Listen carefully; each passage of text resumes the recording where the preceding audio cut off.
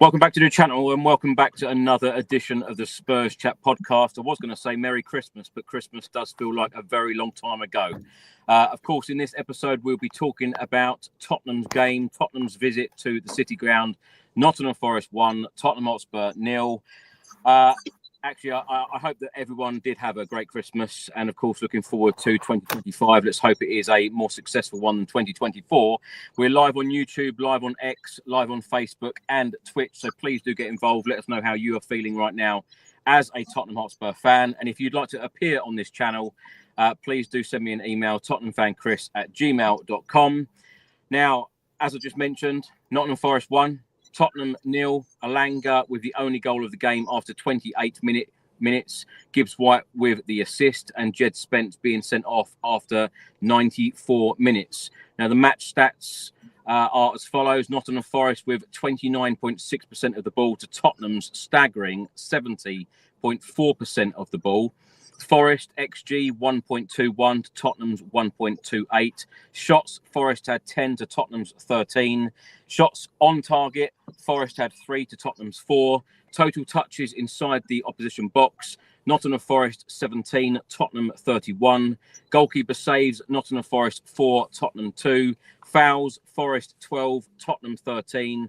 And corners, Forest 2, Tottenham 7. Spurs have now played 18 in the Premier League so far this campaign. We have 23 points.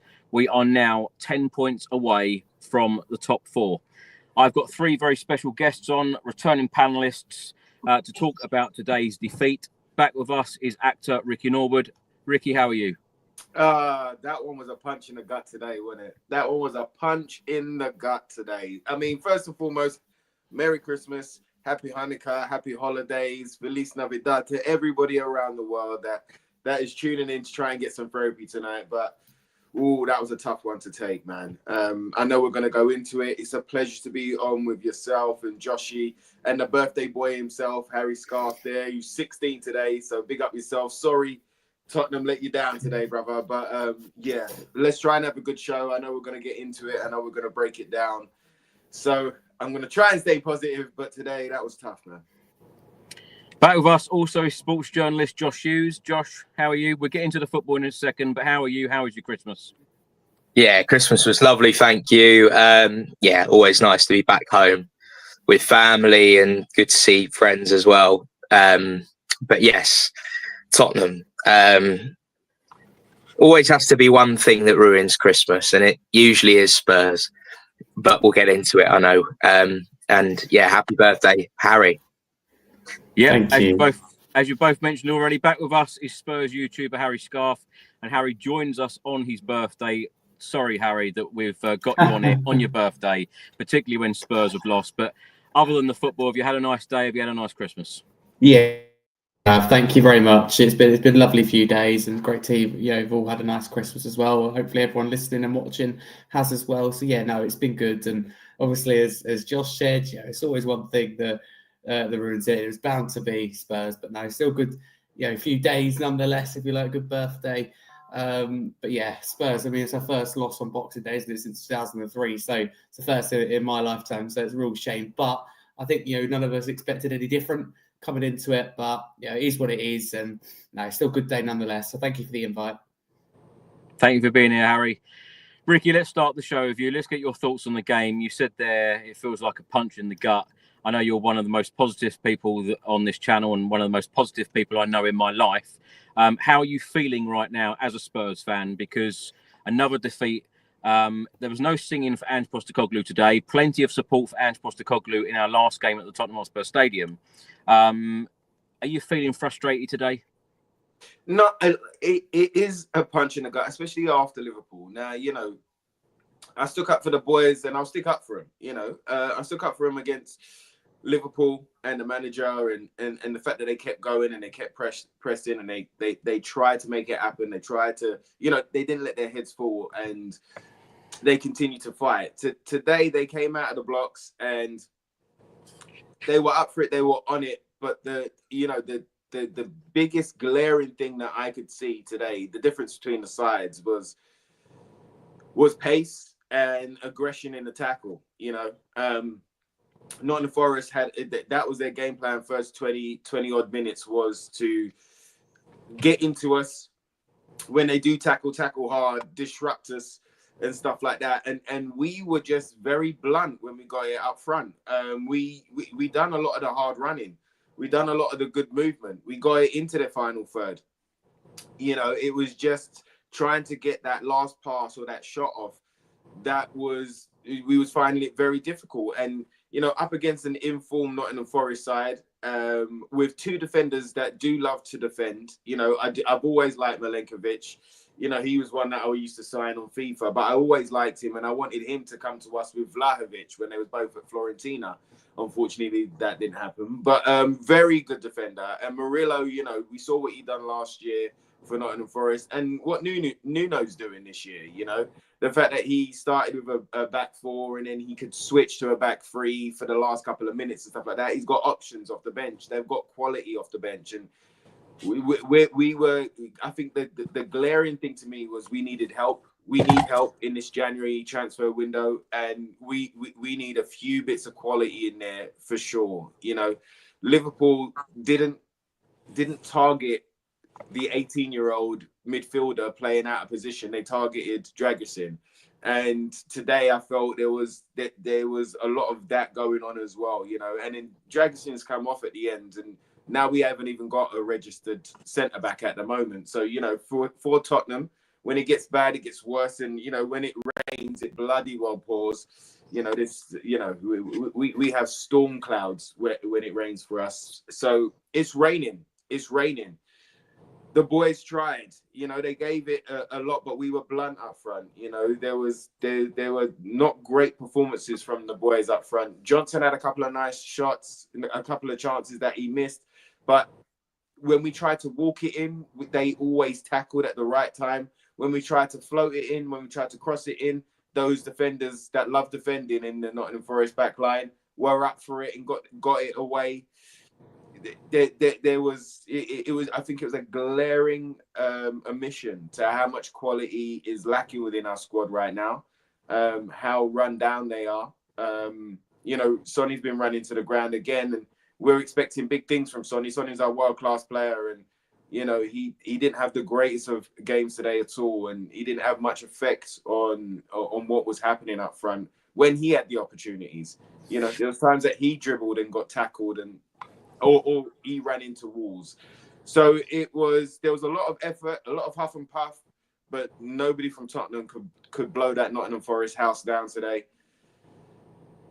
And so it was just, you know, it makes it hard to come onto a pod and still defend the boys and still defend the management. It makes it tough, of course it does. But we're going through some difficulty right now. So I'm going to continue, because the boys are standing beside the manager. I'm going to continue to stand beside the boys and beside the manager, and really hope and wish and pray for that help come January. Ricky, I asked you this question the other day, and I'm going to ask you it again. Are you worried about Tottenham's league position at the moment, having played 18 games, got 23 points, 10 points away from the top four at this stage of the season? Yeah, of course. I don't like seeing us in the bottom half of the table at all. You know, I grew up with us being in the bottom half, and it's been a long time since I've had to check that, especially at this time in the season. So yes, of course I am. But we can only get stronger. We can only get people back, and we can only start to climb that table. We're going around it the toughest way possible, and we are going to need help in January. We're definitely going to need a couple of quality additions that are going to help give this side energy, because we had no pace. You know, Johnson's supposed to be our pacey winger. We had no pace on the wing today. It didn't look like he could skin anybody or like leave anybody for dead. And you know, some of the movement was very slow and stuff. There was a lot going on today. Maybe that's due to fatigue and tiredness and mental fatigue as well, because, you know, the boys have gone through it. But we need help. We need freshness. We need our boys back that are on the, you know, on the medical, in the medical room. We need them out of that medical room soon. And we do need to start climbing this. But at the beginning of the season, Chris, you always ask this question: what would you take, a trophy or league position? you frame it in a different way. You say top 4 or top 6 or stuff like that. You frame it in a different way, but basically trophy or position. And I think with the squad, knowing, every Tottenham fan knowing that we went into this campaign with holes, we went into this campaign with not the full toolkit to go and do the job.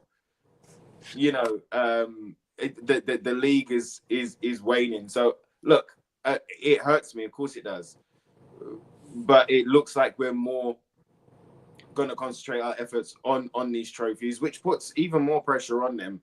You know, and we don't need more pressure going into cup games, do we? But he's going to do that. Do you really think that, Ricky, that many people are just focusing on us possibly winning a cup rather than worried about league position? No. So maybe I said the wrong thing too much. No, I think the boys, it's going to affect the boys and it's going to affect the club. And I think it affects the supporters. Absolutely, bro. And this is not where Tottenham belong to be. It should be.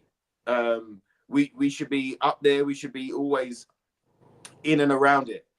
But the gap is growing right now. And it's games like today. And listen, all credit to Nottingham Forest. They had a game plan. They used it. Their danger men were the pacey guys on the wings and that quick counter-attacking through ball, which they utilised. But we need some help. And I do think that as players come back, our league form will get better and we will climb the table. But as the gap is growing, it's just going to make it even more difficult for ourselves. So it's not that I'm giving up on the league, bro. It's not that, but it might be one of those where the league, as it has been, it's been bumpy, and we fully kind of put all our eggs into the cup basket, which is dangerous, because we know how we are in cup competitions, and so it could all be massive egg on face come the end of the season. But you know, part of me feels that we've got to kind of go for it, and I think Ange is concentrating on it all. I think it hurts him. I think he wants to win every single game, going league, cup, whatever the game is. I think he wants to win it.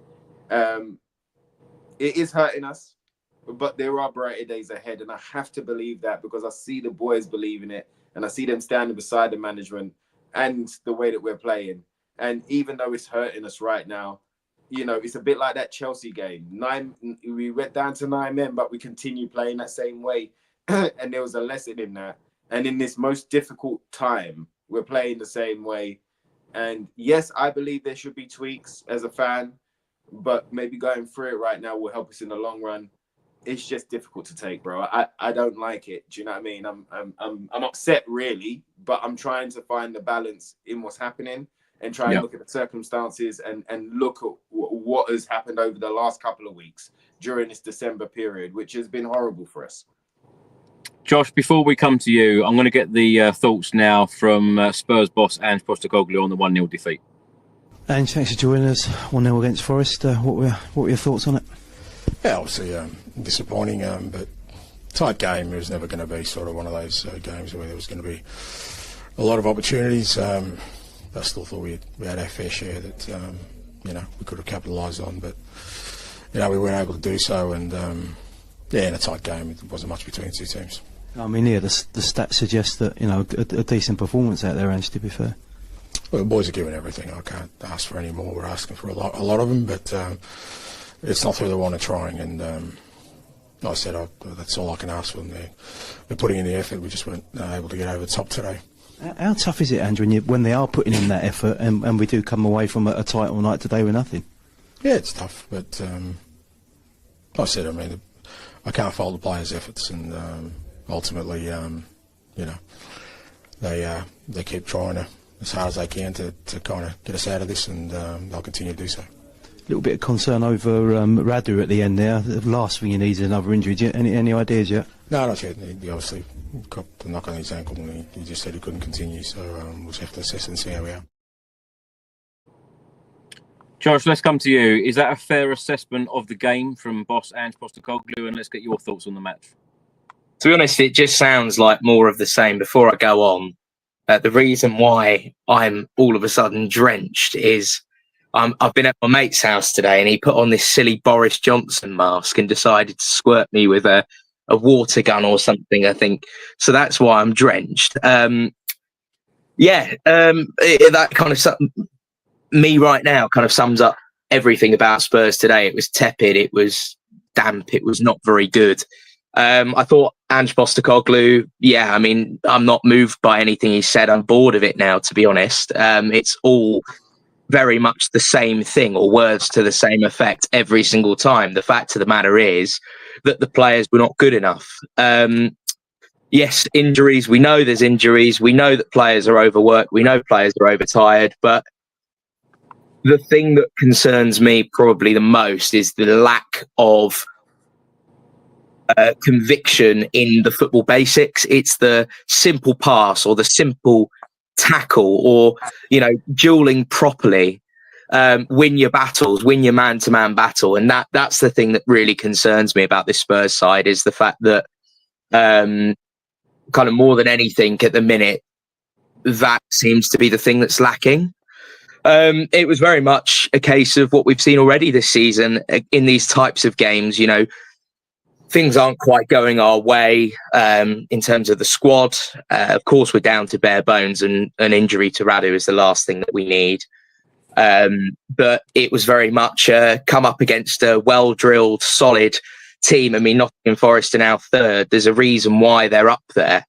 And we couldn't break them down. It was another one of those games where it was a bit like Palace. It was kind of, there were moments where we looked quite good, but far too few of them. I think it's reflected in the stats. There are only 4 shots on target, 70% possession. And that kind of is the tale of these games sometimes. We have a lot of the ball, but we can't do an awful lot with it. And it comes down to one mistake in the middle of the park. I think it was Jed Spence who lost the ball. And then the players just looked knackered trying to recover from it. Everyone was sort of ambling back and jogging back. It wasn't really, a very, very well defended situation. They go and score. Alanga has been in great form this season. And it's one moment that kind of undoes us. And, we didn't look like scoring in a month of Sundays. So, it's disappointing, of course. But now we need to move on, and we need the results to turn around really quickly, because I think it's 29 points out of a possible 75 in the league in 2024. We've lost 9 games this season. Only Ipswich and Wolves, and I don't know what the Wolves score is right now, but only I think level with Ipswich. Only Southampton and Wolves have lost more games than Spurs. And Spurs are level with Ipswich, 9 defeats. It's pretty concerning. But then we're top scorers in the league, or amongst the top scorers in the league. The whole thing is just bonkers, which is why I've decided, really the stats is not what I care about at this moment in time. It's the results, because the stats paint a totally different picture to the reality of Spurs in the league table right now, which is we're in the bottom half, halfway through the season. And we have an absolutely terrible points return. Of course, the positives, we're in the semi-final of a cup, but unless we get players back soon and we reinforce soon, I don't think we've got a chance of getting through against Liverpool over 2 legs, given how good a side they are. So it's just one of those situations with Spurs at the minute where, you hope it's just a bad run, and things really do need to turn around quite quickly. I think we're all a bit lost, really, for what to say, because we just need players back, and we need the players that are fit to start performing. And they all look completely shot of confidence. They all look like they've been run into the ground. Son, I think, is a perfect example of that. He's been very, very poor all season. And it was another performance, again, that was you want to forget for Son. And then Timo Werner comes on, and I think you mentioned just before we went on, you probably couldn't broadcast some of the stuff that you and Rich had to say about Timo Werner when he came on. And I think we were all very much feeling the same. But I think more than anything, I think us as Spurs fans generally, we're just tired now. It feels very, very tiring and exhausting watching pinball football with very few, wins in the grand scheme of things. This is not just, this season where we're struggling to win games. It's been actually for about 14 months now. It's ever since that 10-game unbeaten run when Ange first joined that, it's been pretty poor since then. And I think we're just looking now for signs of improvement. And yes, there have been some, for example, us scoring goals, but then we're still having too many of these games where we don't look like scoring at all. Take nothing away from Forest. Good side. They'll probably have a very, very strong rest of the season. But, for Spurs, we just need a win. I don't care how it comes. I don't care what it looks like. Results are the important thing right now. Are you being entertained? No, not at all. Not at all. I think we're only really being entertained if we're winning football matches. So Man United's a great example. I mean, it was it was absolutely brilliant at times, absolutely terrifying at times. When you win a game, you forget about all the other things and you just enjoy the win. But when we're not winning football matches, which we're not doing an awful lot, I don't think anyone can really truthfully feel like they're being entertained. I think it's great for the neutral, but as Spurs fans, we just want to see this side kick on and improve. And I would love for someone to prove to me where we are improving, because I don't really see it at the minute. Josh, are you behind Ange Postecoglou or not? I'm behind him in the sense that, and this is probably the damning thing really, is that I think I want to defend him purely on the basis of I don't know if another manager can do a better job. And that's where I'm at with things right now. I'm not defending him because I genuinely believe in what he's doing. I genuinely believe in his project. I think, truthfully, a lot of us would struggle to truly be behind all of it right now. I think certainly with a lack of tweaks or changes, or kind of acknowledging that perhaps with a lack of players available and with the team that we're having to put out, I mean, we could end up with a back four of Udogie, Porro, Bissouma and Gray as centre-backs against Wolves. Some changes need to be made. I do admire his sort of arrogance or his kind of true belief in what he wants to do, his football idea. I have no problems with a manager, believing in that properly, because, he's won everywhere he's been with it. But right now, I'm behind him in the sense that I think it's a pretty poison chalice being a Spurs boss under this ownership. And I'd like to see him backed with quality players, because perhaps, this football will be absolutely fantastic and it will completely turn around if we have quality players added to the squad and everyone comes back from injury. But right now it's it's pretty dark times. Josh, I've spoken to a few people today, and Martin Will says here, Chris, concentrate just on silverware now. I said this exactly to Ricky a couple of minutes ago. Do you feel like some people have just sort of thought, well, don't worry about the league this season. Let's put a trophy in the cabinet, because surely to the football club, league position is very, very important. Sure. I think it's difficult to answer in terms of people within the club, because I'm not them and I've not spoken to them. So I don't know. But I think that's a problem within the fan base for sure. I think a lot of fans have taken the opinion of, I don't care about the league, I'd rather just win a trophy. But there's no guarantees that we're going to win a trophy. It's still, you're going to have to play some tough teams and you're going to have to win big matches. And of course, Spurs have proven that they can beat anyone on their day, but Spurs have also equally proven that they can lose to anyone on their day. So from that perspective, look, we all want to end the trophy drought. That's a given, but I don't think it should come at the cost of, not having a strong season in the league as well. And what I mean by that is not, I would rather have a good position in the league and not win a trophy, but there's no guarantee of winning a trophy whether you have a good season or don't have a good season. So, for me, ultimately, I just want to see Spurs win every football match. I don't care what competition it's in. I don't care if it's the Tiger Cup in a friendly. I would like to see Spurs win. And that's the ultimate thing more than anything. So, and I don't think that having terrible league form or consistently winning games, in the league is going to help us in any way, shape or form, because I think really what you want is the players to be winning more matches, being confident. And then when we go into a semi-final against Liverpool, we're all right behind the team, right behind the manager, everything. There's a sort of synergy and a connection between everything. And, we can truly believe. But I think at the moment it's hard.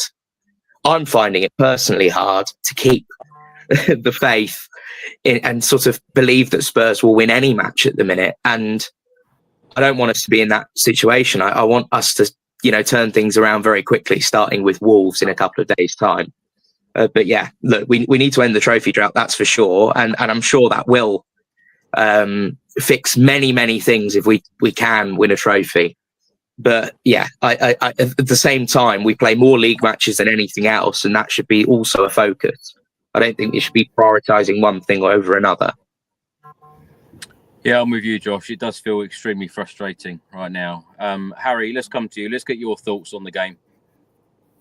Yeah, I agree with Ange's assessment in terms of it was a tight game. And what I will say is I am personally completely behind him because I just look at the injuries. And I mean, you guys mentioned it there. I think Josh mentioned it. The backline that could potentially be in place against Wolves. I mean, there's no centre-backs available. I mean, say no more. I think Ange's hands are tied. And I looked at that game 1-0 down. I looked at the bench and went, Maddison. But apart from that, really, who's going to change a game? And that's the problem. I didn't really necessarily think it at the time, but I don't think we've done enough in the previous transfer window to plan and prepare for situations if this happened. I think we're feeling the consequence for that now. So I think it's really easy to go, right, let's get Ange out because we're 11th. We've lost 9 games. As the stat said there, only Wolves, Southampton, I think more, same as Ipswich, etc. But the reality is, I think his hands are really tied. And of course, I think there's a little bit of stubbornness around tactics and just system in general. But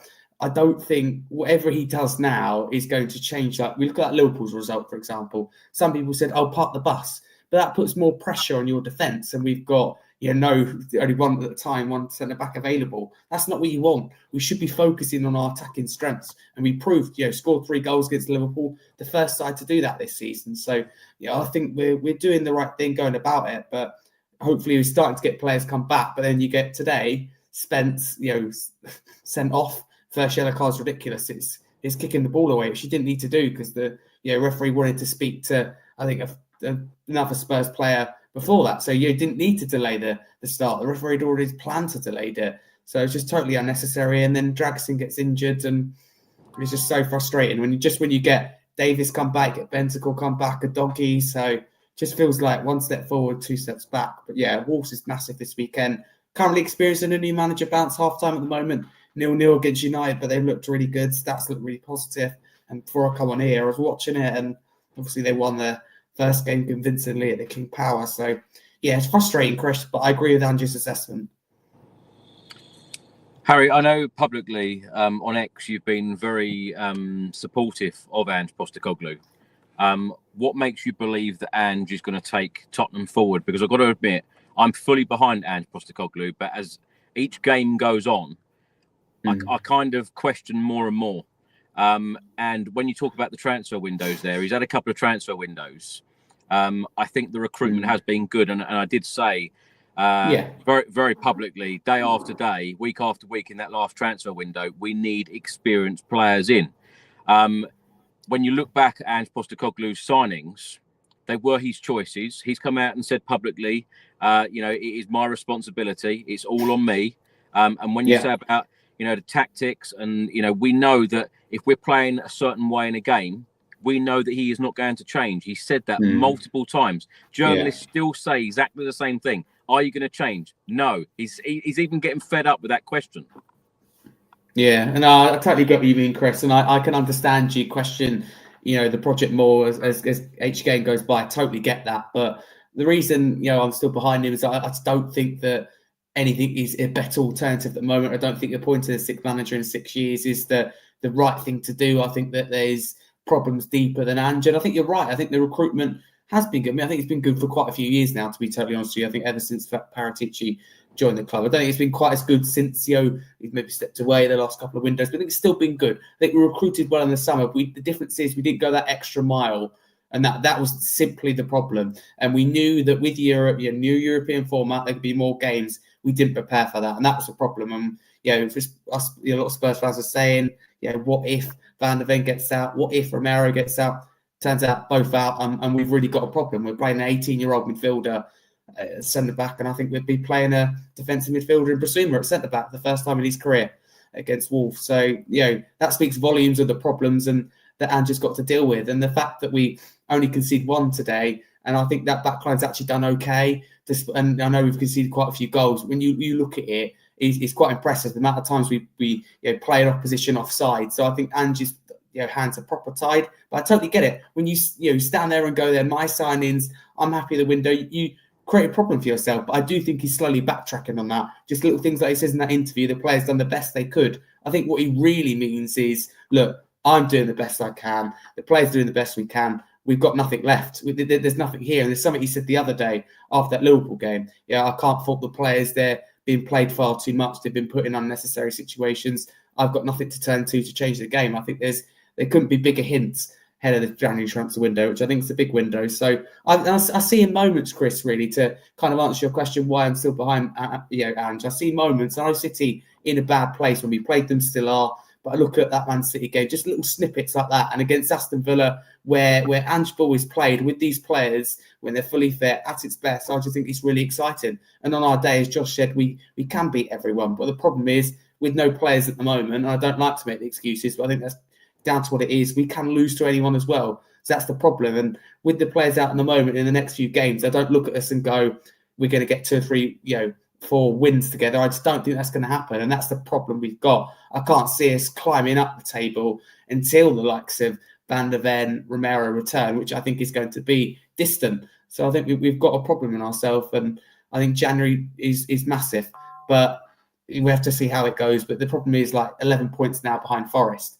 So slowly it goes from top 4 to top 6. Can we keep up with the top 6 battle?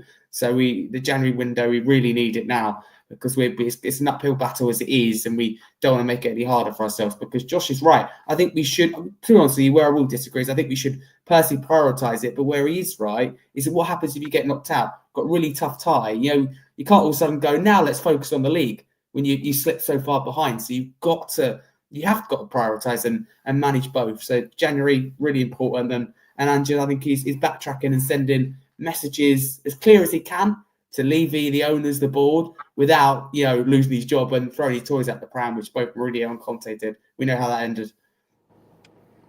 Ricky, let's come to you. As you well know, I'm very much Ange in, and I really want this to work under Ange Postecoglou. But Harry mentioned there about the injuries, and we've spoken in the last couple of weeks heavily about how many injuries Ange Postecoglou has this season and did have last season.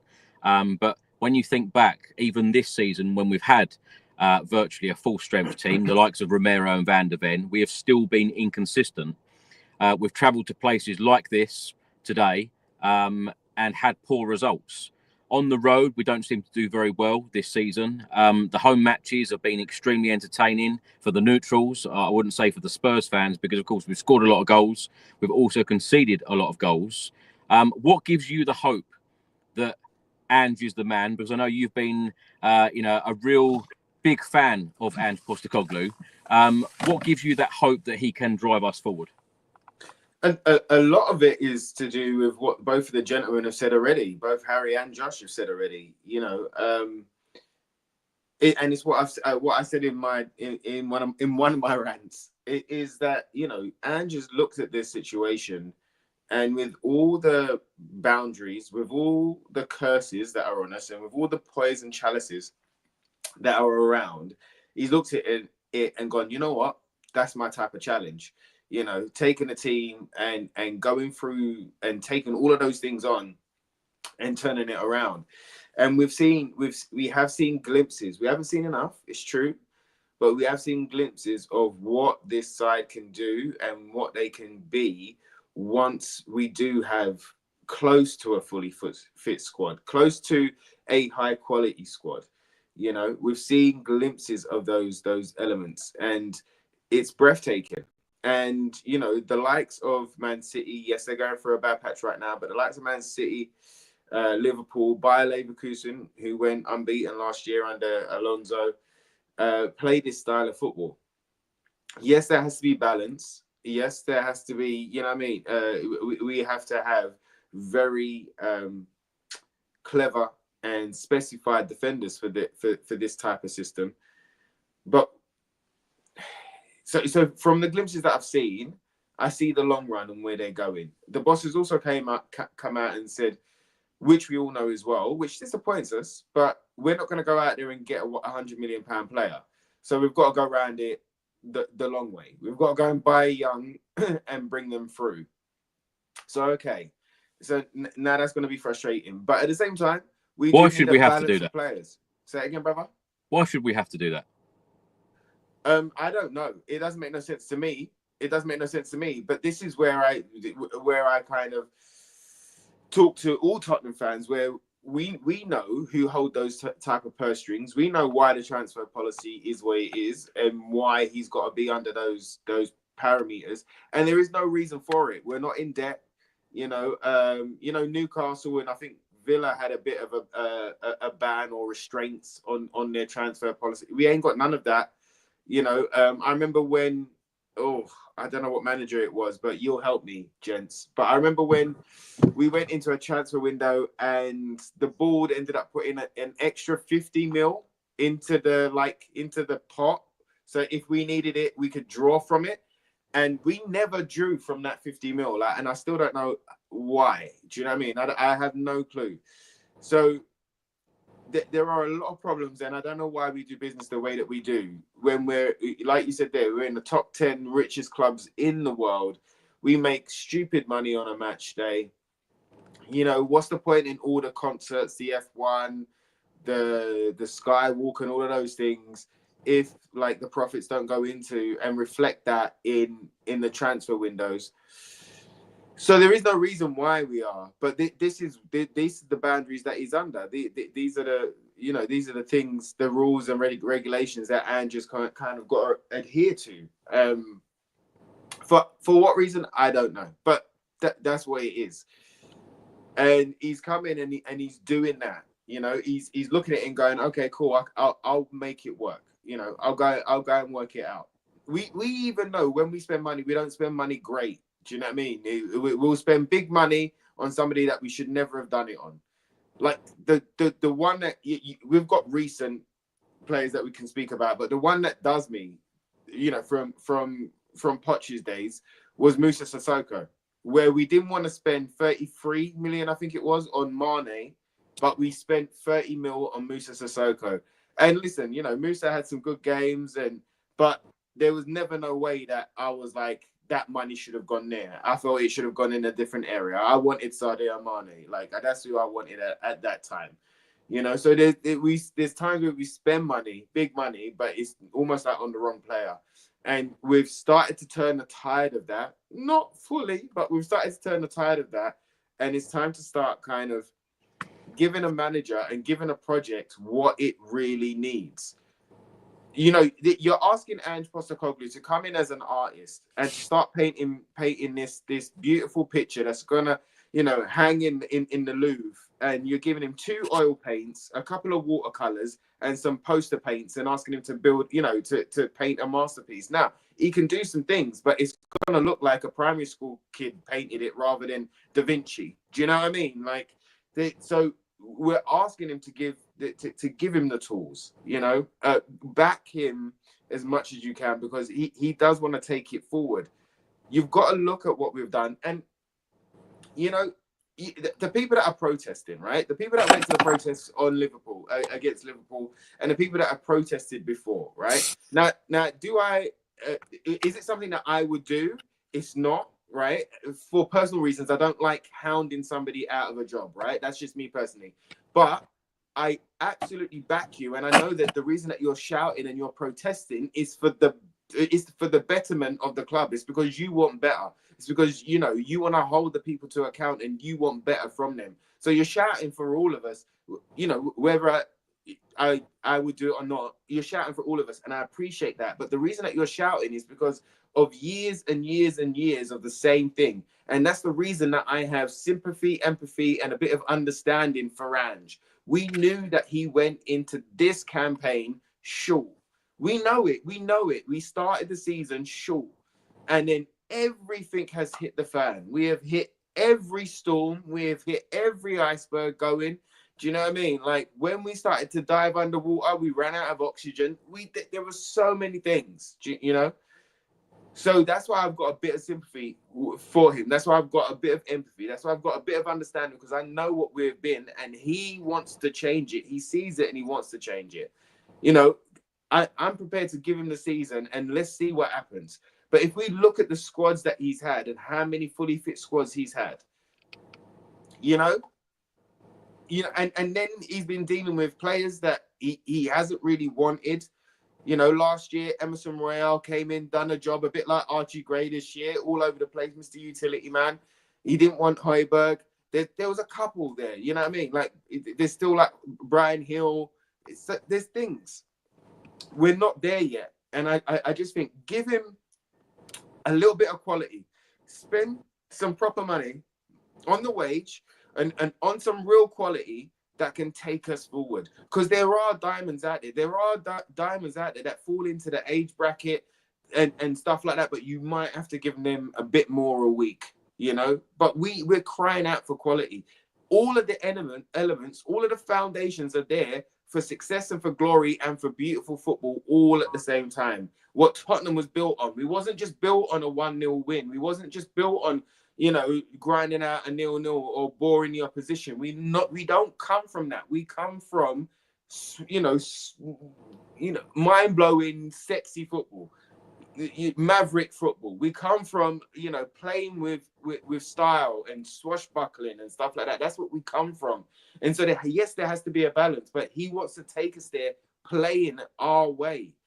And I just think if you give him what he needs, and we be reasonable enough to see what he's had and the rules and regulations that he's got to work under, and go, come on, and kind of rattle this board a bit and kind of give them a little bit of kind of pressure to go, come on, guys, because we can all see it.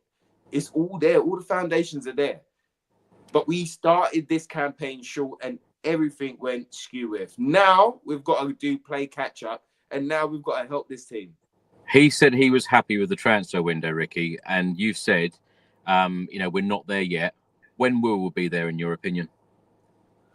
I would say, I would hope, the squad-wise, I would hope, in my guesstimation, I'm saying so many words not to tell you the answer, but I would have said this summer.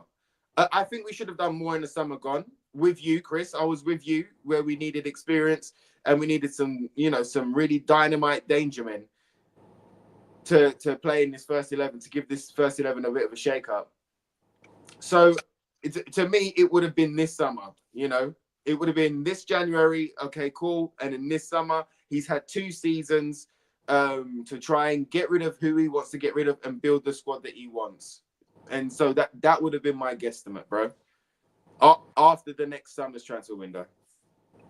Josh, in terms of the January window, of course, we've heard Ange Postecoglou in his press conference a couple of days ago on Christmas Eve, and he said that, you know, he's got a big list for Santa. Do you think that he's going to get what he needs and what he wants in the January window? History says no, but I don't think that we can carry on like this. So I'm hoping yes. I think that's no secret. Spurs need to be able to do something that we haven't previously really done, which is go above and beyond. Is the board going to be apprehensive? Are the board 100% behind the manager? I think the last that we heard was yes, that they are. But if, for example, we lose to Wolves and that pressure keeps ramping up, I think Gareth McGuinness, who's a regular on the show, you know, he said to me he would struggle to see Ange keeping his job if we lose to Wolves.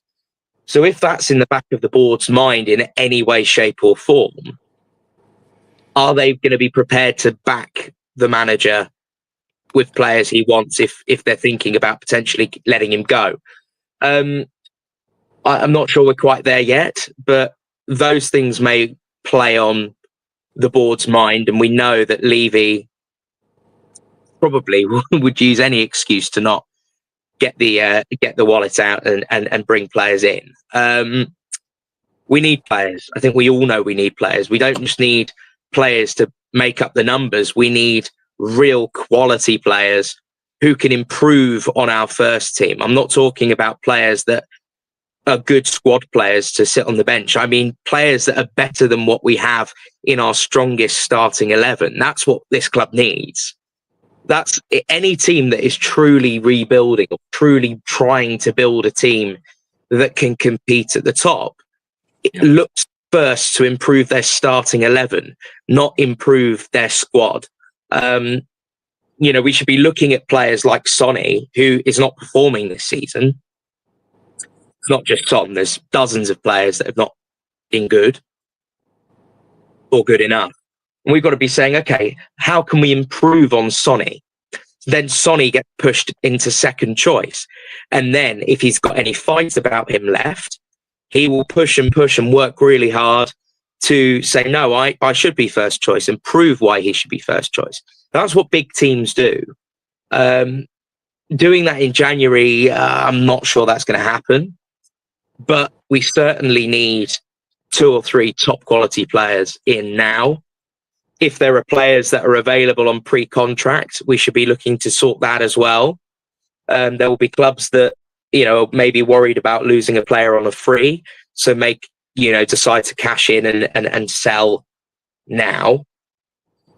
Yeah, I think we need a pretty crazy January transfer window to really change the narrative of what's going on, to change journalists' opinions, to change fans' opinions. And that's the impossible question. Will it happen or not? As I've said already, history tells us no, but can we really keep going on like this? Well, exactly what I was going to say, Josh. It's not just about opinions, is it? It's about the results. Absolutely. And we're not going to carry on getting results with a threadbare squad, because look at the amount of injuries we've had just in the first half of the season. We've still got half the season still to play. We've still got, possibly we've got 2 more group games in the Europa League and, knockout games, at least 2 games in the round of 32 or whatever. If we can qualify automatically, that will reduce by 2, but then you're looking at even more games in the knockouts. You're looking at hopefully every round of the FA Cup, because we want to go and win that as well. You're looking at 2 semi-finals and hopefully a final of a League Cup as well. What we've seen in the first half of the season in terms of injuries could easily happen again, especially playing this style of football that's this intense and training with the intensity that I'm sure they train at. So what we need to be prepared for is that if that does happen again, and in fact, the club should be acting as if it will happen again. That's how we need to approach the window. We need to approach the window as, look what has just happened. This is very, very likely going to happen again. We cannot allow ourselves to be in a situation where we're looking at Gray and Basuma as our 2 centre-backs in a league game. It shouldn't happen. Should not happen. Archie Gray was brought in as a diverse and, versatile player. But he's a midfielder. He was brought in really as a midfielder. Shouldn't even be a situation where Archie Gray has to play centre-back at all. So, yeah, Spurs need to go and get a few players, and it's going to cost top dollar to get the players that are good enough to genuinely improve the squad, improve the team, and kick us forward. And that needs to be the mindset going forward at the club. Yeah, I think we just all want to see the team improve. We all want to see more squad depth. I'm sure that's what Ange wants. But now it's over to Daniel Levy and the board to make it happen. Harry, let's come to you. What positives do you take from today? Just the fact that it was a competitive game with all the players that we've got out, and Forest is where we want to be, and they've got a fully fit team pretty much. I think Scarfe is probably the only player they've got out, so they've got all their resources. So I take encouragement from that, and the fact that first half we created chances. I still think we're a long way away from where we want to be, and that's down to various reasons. I think mainly down to injuries, but I think there's definitely positives to take out of it. I think Kulusevski again looks really bright, looks really positive, and just little things like we've seen from Archie Gray recently, his coolness, his calmness, and just chucked in any situation, as Josh said, and been able to cope with it. I mean, he should be in that situation, yes, but he's done really well with it, so I find that reassuring. So I think there is positives to take out of this. I don't think it's all doom and gloom, and I don't think it should be going into the weekend either. I know we've got more players out, also got others returning. So I don't think it was awful. We didn't get turned over by Forest, and Forest had had beaten some teams quite comfortably this year. So the results frustrating, but on another day, you saw with the XG stats, you saw with the stats in general, you probably could have got a point out of it.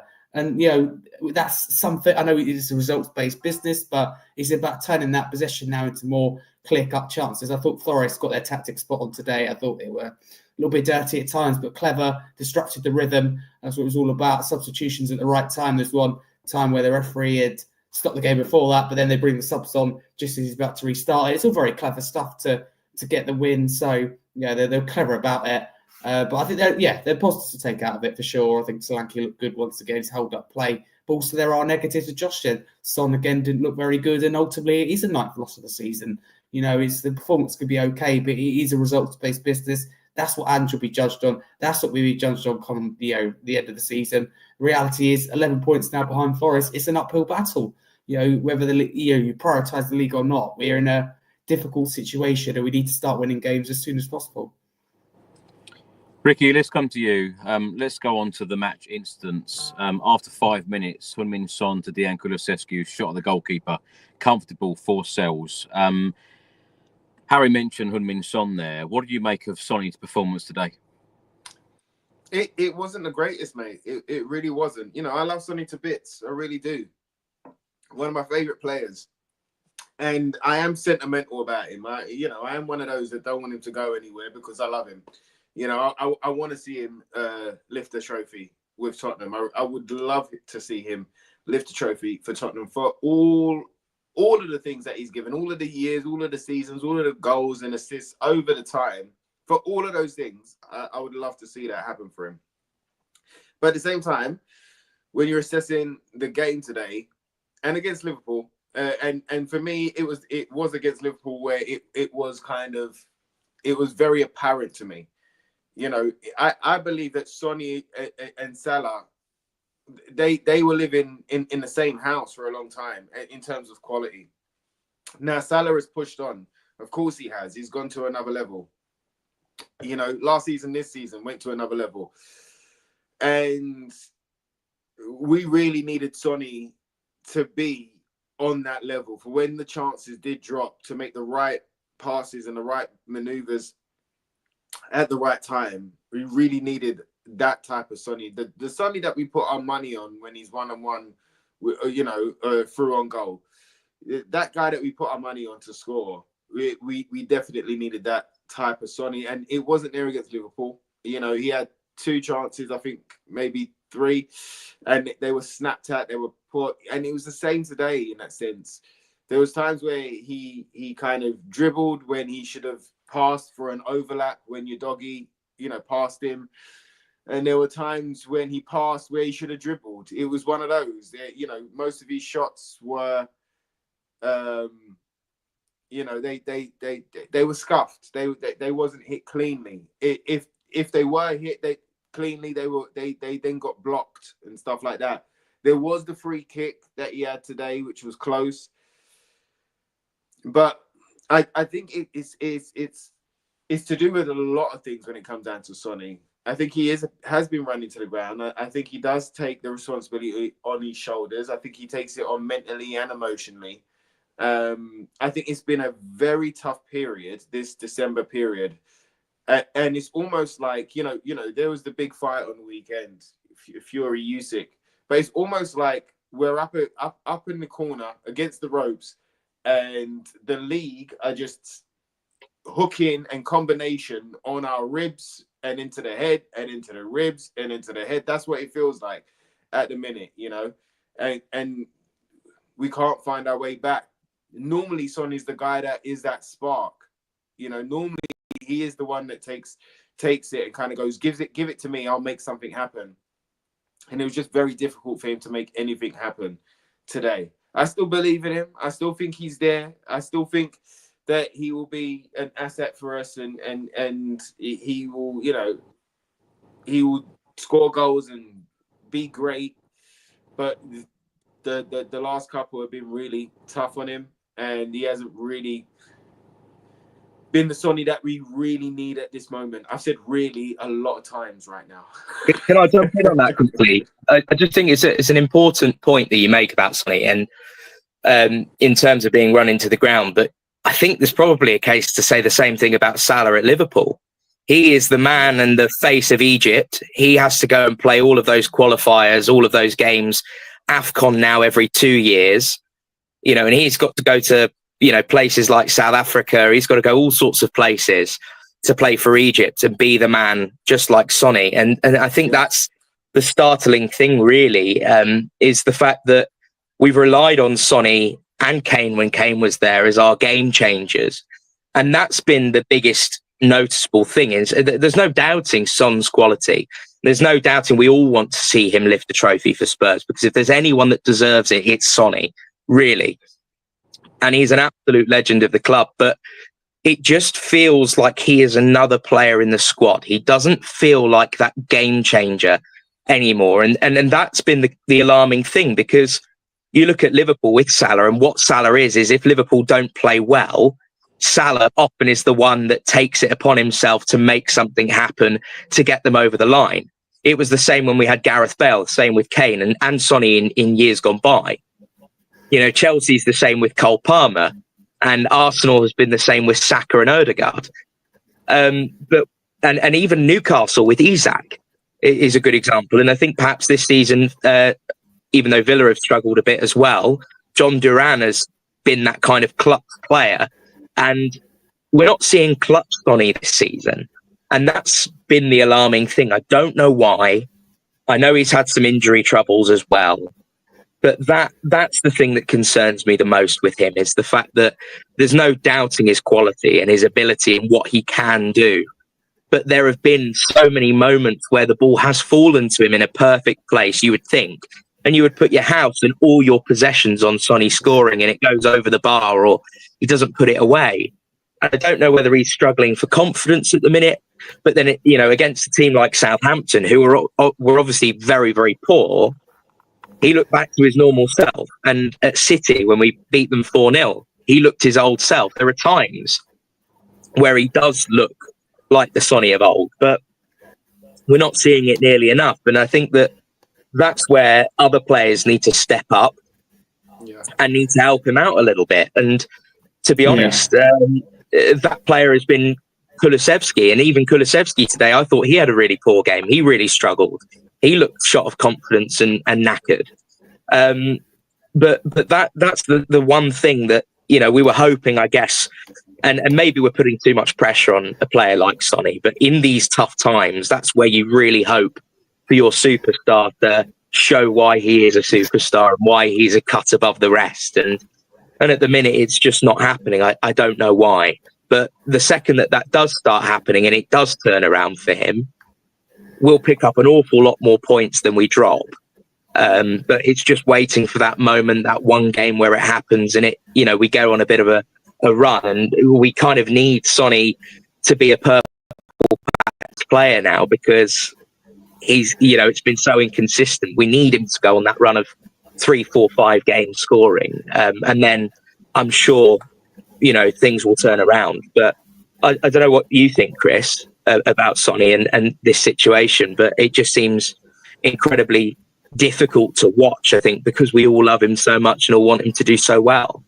Yeah, I feel like he is absolutely exhausted, if I'm honest. And Ange Postecoglou has said a number of times now that the players are giving absolutely everything. So what I was going to ask you, Josh, is do you think that it's probably unfair for a lot of the fans to criticise these players, because the manager's come out and saying these guys are given absolutely everything week in, week out. Perhaps, and I think that certainly I've gone at players when maybe in hindsight I should have been a little bit more empathetic, but at the same time, you look at the prices that we all pay as fans, and there are moments and basic things that these players are not doing, and players like Sonny, when he goes through on goal and you just expect him to score and it's not happening for whatever reason, you've become so accustomed to such high quality that it becomes that's the level and the standard that's been set by the player himself.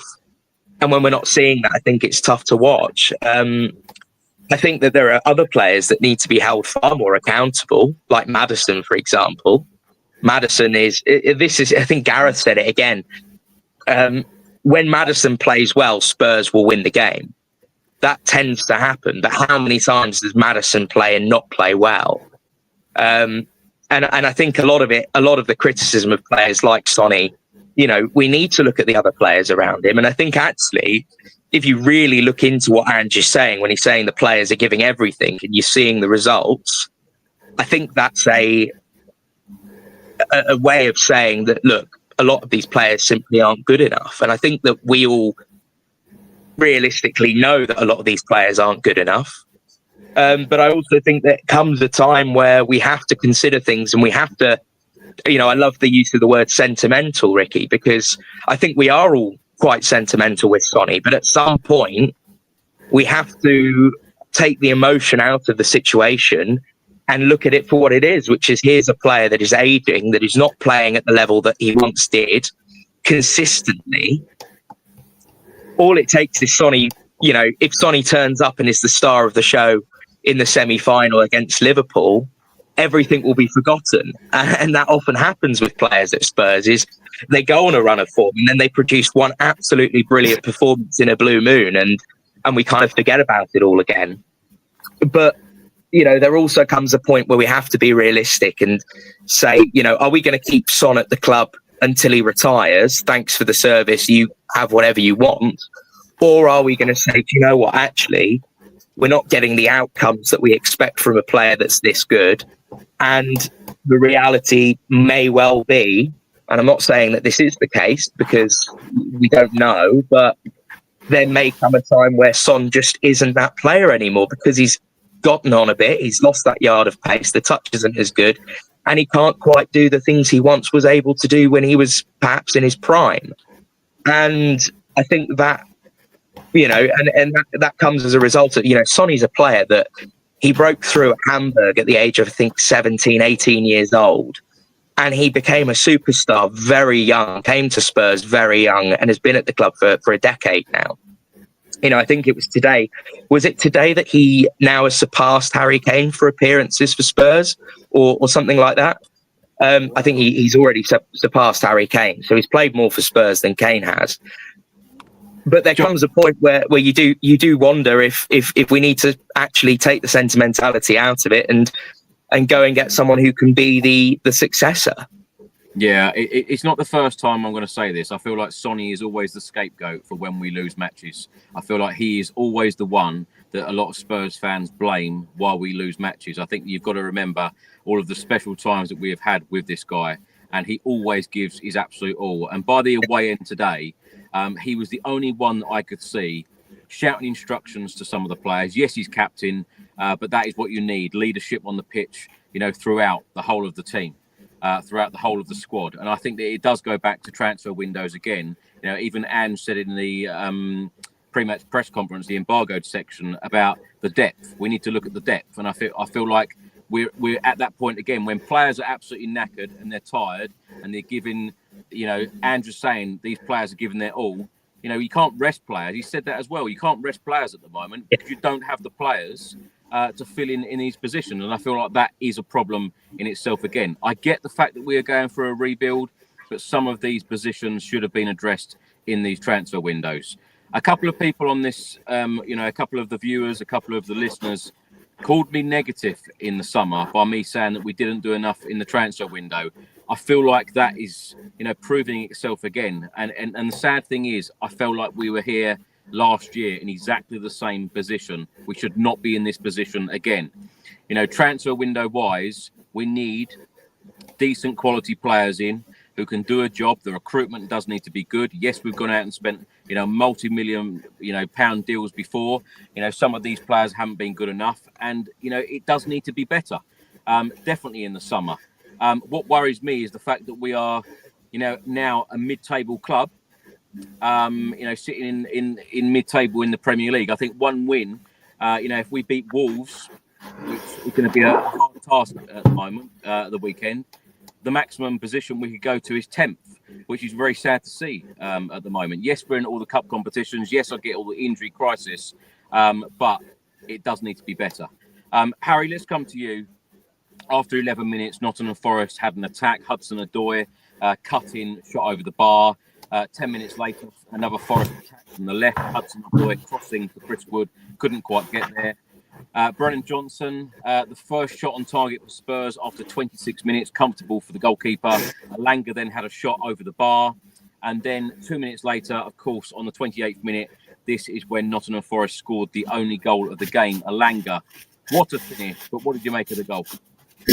Yeah, it's nice from a Forest point of view. I think Gibbs White is where the credit should, you know, be with here. I think he does exceptionally well, and that's you know, sometimes in football you get those moments where you go, okay, it's a bit of quality from the opposition, but I also think there's more that we could do, because a doggy, if you look, he's too worried about whether it's offside or not, which it wasn't, and you know, that's something that should be done after. You know, you should keep trying to get back. His position is quite poor to let Alanga be in front of him. Maybe he's trying to play him offside, but yeah, that's where you have that communication with your back line. But again, with players injured, that's harder to do. I think that it's not an excuse. I think you have to understand that. But regardless, Udogie has plenty of time to get back, goal side, try and win the ball back, try and, you know, put a tackle in. Of course, you've got to be careful not to give away the foul. I totally understand that. But I feel once Alanga goes past Udogie's done. He's accepted defeat. He's looking whether it's offside or not. Whereas he should be trying to get back. I know he's obviously just come back, and you know, Ange said he was there just to make up the numbers on the bench, for example,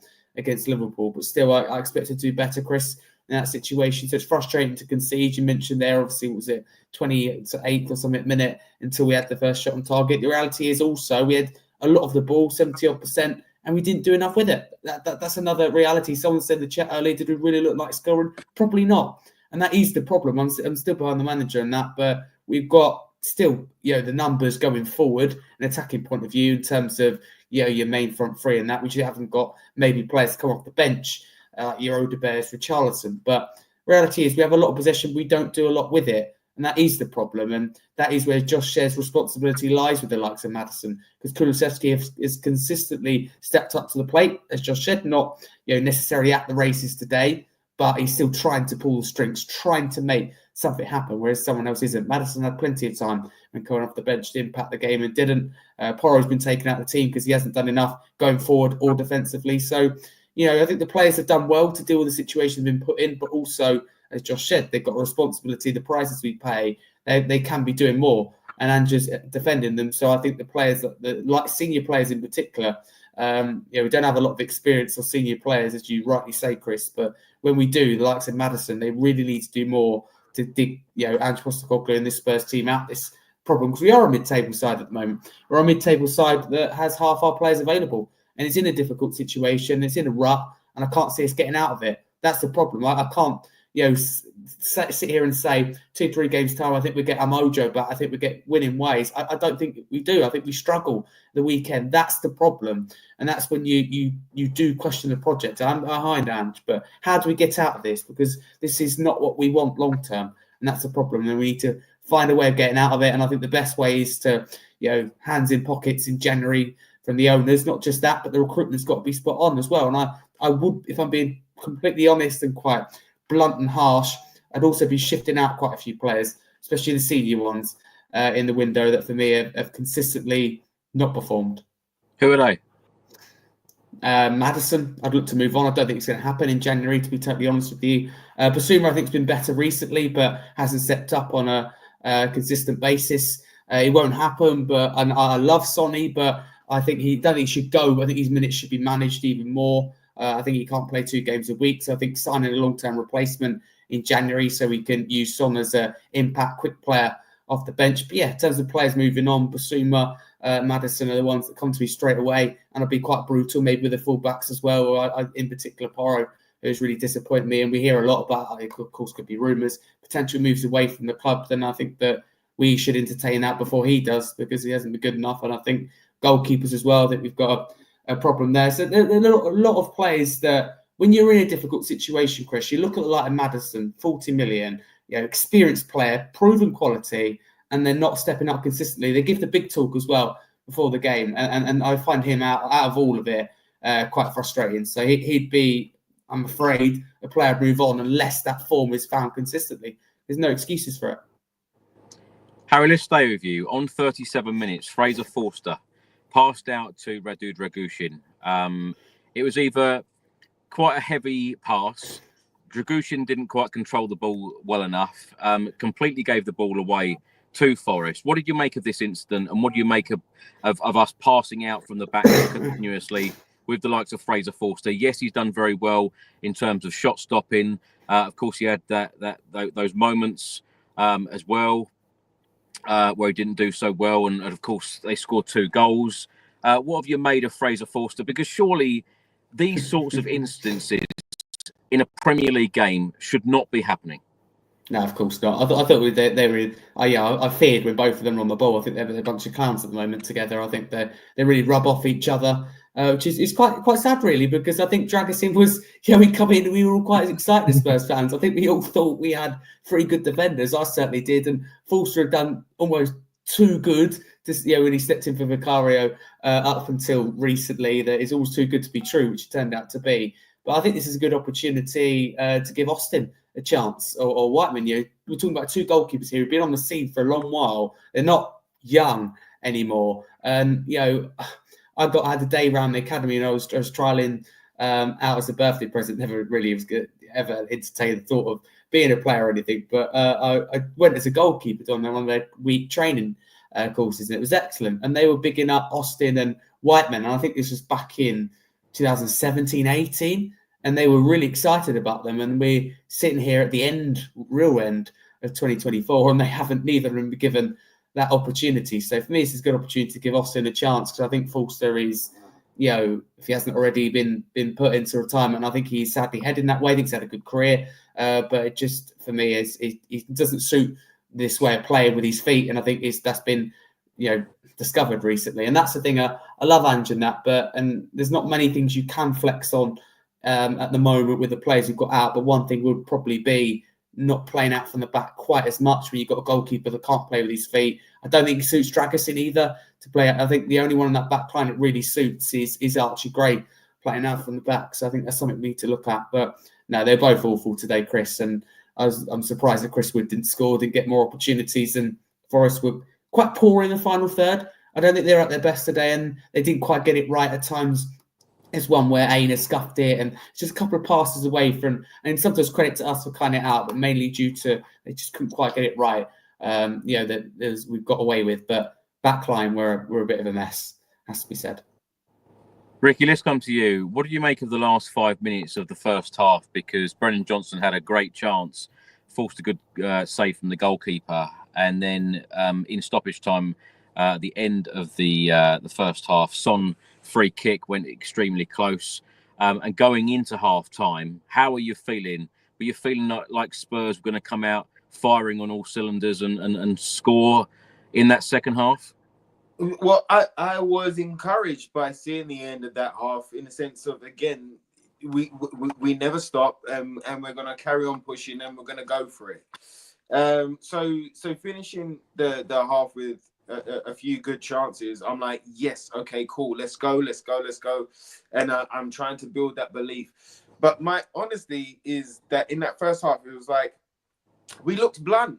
So when we got it up there, for a team that's, the top scorers in the league, it looked like it wasn't going to happen. Harry mentioned the guy that made the comment earlier today, which was like, we didn't look like we could score today. So it was, I was in a bit of like limbo at halftime. But as soon as we got into the second half, I was like, all right, come on, boys. And it pretty much started the way that it finished, you know, with the pace and the energy and the back and forth and the end-to-end stuff. So it did encourage me end of the first half. I was worried about us and the sharpness up front. And again, it's probably down to them being knackered. But it was, I still believe in the boys because they never stop. So I was like, all right, cool, come on, let's go. Just, you know, the second half was what the second half was. Ricky, Anthony Elanga, on the goal, he said there was space in behind. There was loads of space in the game. That is how Tottenham play, with the high line. The manager is always able to adjust, and we did that brilliantly. What did you make of the goal? I think it's a pretty fair assessment, you know. The goal was quick passing and quick players. Elanga's a pace merchant. He comes from that Manchester United academy, and you know he's a young player that's growing into it. Same as Hudson-Odoi on the other side, one that came through the Chelsea academy. And, you know, could have gone to Bayern Munich at one point. But, you know, it is what it is. And he ends up at Nottingham Forest. And they're both dangerous. They're both quick. They're both intelligent. They're dangerous. And really good pass. It was easy to... Was it easy? Yeah, I mean, it was too easy to get through, really. And it was a poor goal to concede from us, but quick from them. And, look... I think the bottom line of all of this is that we know we're short. You know, we know we are short, and these injuries and it's hurting us. Ange Ball needs substitutions. It needs impact subs. Now, whether you change the fullbacks or the wingers or you change something in the middle, but it needs energy, and it's about having that stamina to go. You know, 100 minutes, you know, 110 minutes, whatever the case may be, extra time. It's about having that the whole way through. And the way that it's been the way that we're decimated, there ain't no way to do that. We don't have no danger men coming off of the bench right now. You know, we can't change it. There's no options, but we know that we went into this campaign short, and the worst has happened. Now I'm just praying for January, and I'm praying for a quick January as well. You know, with the crisis, and we are in a mini crisis right now. We are. With this mini crisis that's happening right now, I think that the board need to act as soon as possible. Now, that is going to be difficult because the teams that we're going to try and buy players off or loan players off, they know that we're going to want it done quickly, so they're going to try and hold us over a barrel. You know, Levy doesn't like that, and that's what ends up longing out negotiations and stuff like that. But, you know, Johan Langer and Paratici, Levy, whoever it is, they need to get things done ASAP so that 1st of January, 12:01, soon as that is open, that we've got a couple to come in straight away, because the sooner the better. There's no point in them coming in on the 31st. You know what I mean? There's no point in that. We need them in early. We need high quality, and we need it done as soon as possible. Ricky, do you think that the board are going to back Ange Postecoglou after this string of results? Do you think that backing is still there? Because when they have to, Chris, they have to, because part of this is their fault.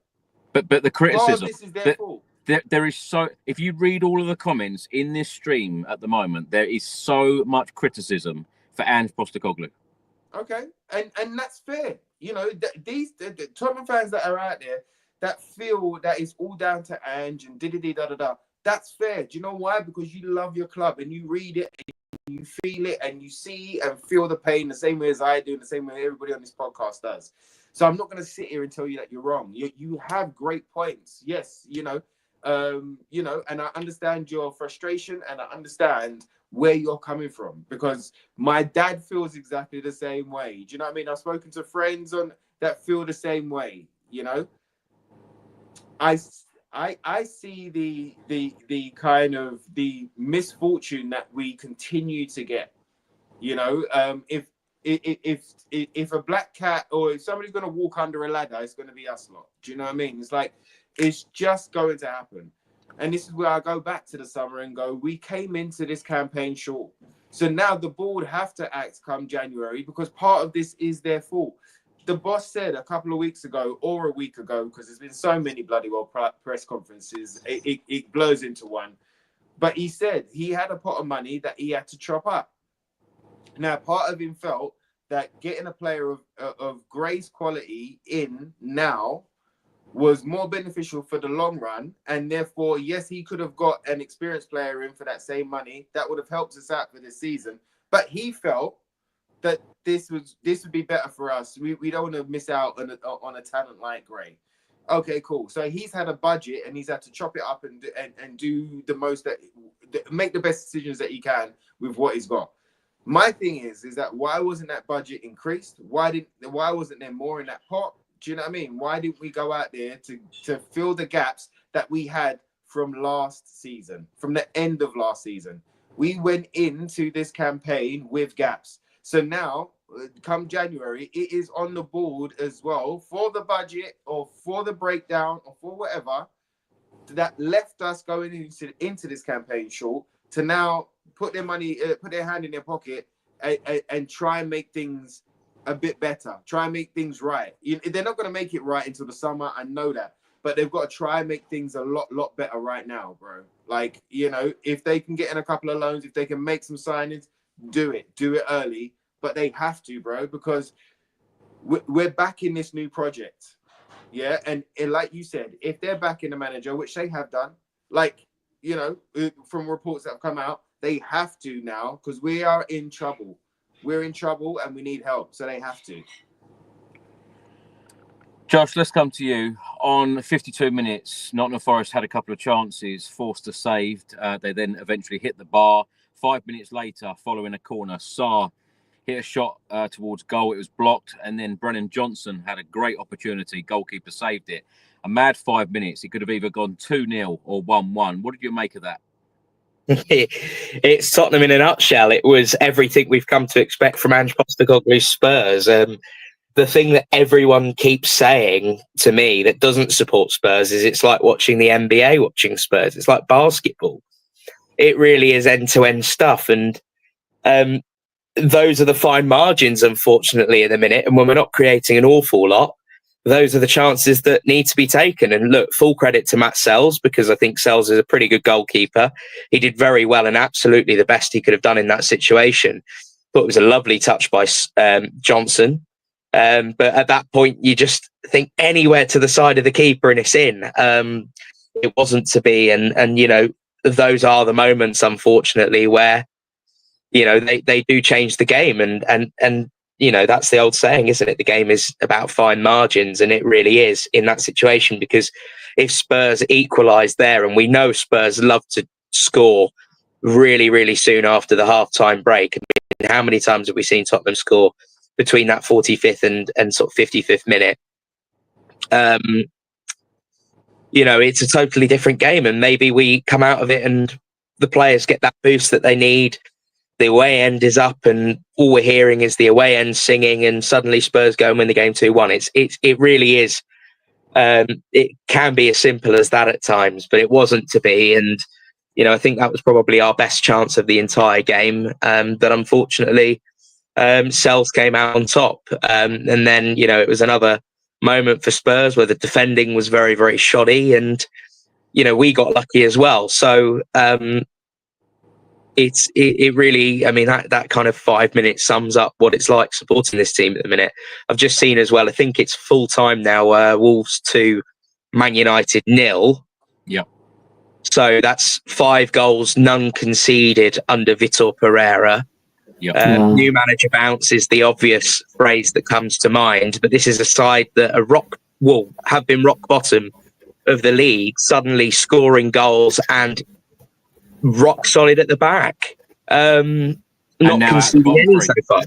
And now, who have they got next? Of course, Tottenham at the Tottenham Hotspur Stadium, probably our least favourite opponents to play and their favourite opponents to play.